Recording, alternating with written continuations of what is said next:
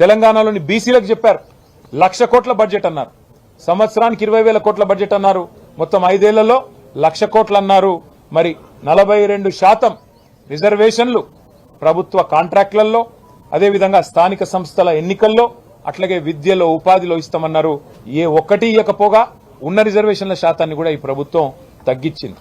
అందుకే అన్ని సమస్యలు కూడా ఇవాళ కూలంకషంగా మాట్లాడుకున్నాం. డీటెయిల్డ్గా అన్ని విషయాలు కూడా మరి ఏ రకంగా మా వ్యూహం ఉండాలని కూడా ఆలోచించుకున్నాం. పార్టీ పెద్దలు మా అధ్యక్షులు కేసీఆర్ గారి ఆదేశాల మేరకు ఈ సమావేశం జరిగింది. మళ్ళీ తప్పకుండా మళ్ళీ సమావేశం కావాలి, రిపీటెడ్గా మాట్లాడుకోవాలి, కౌన్సిల్కి అసెంబ్లీకి మంచి సమన్వయం చేసుకోవాలి. దాంతోపాటు ఇంకా కొన్ని కార్యక్రమాలు కూడా అనుకున్నాం.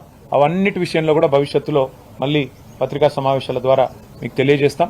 దయచేసి ప్రభుత్వాన్ని ఎండగట్టే క్రమంలో, ప్రభుత్వాన్ని నిలదీసే క్రమంలో మీడియా ప్రజాస్వామ్యంలో మరి 4వ స్తంభం మీరు.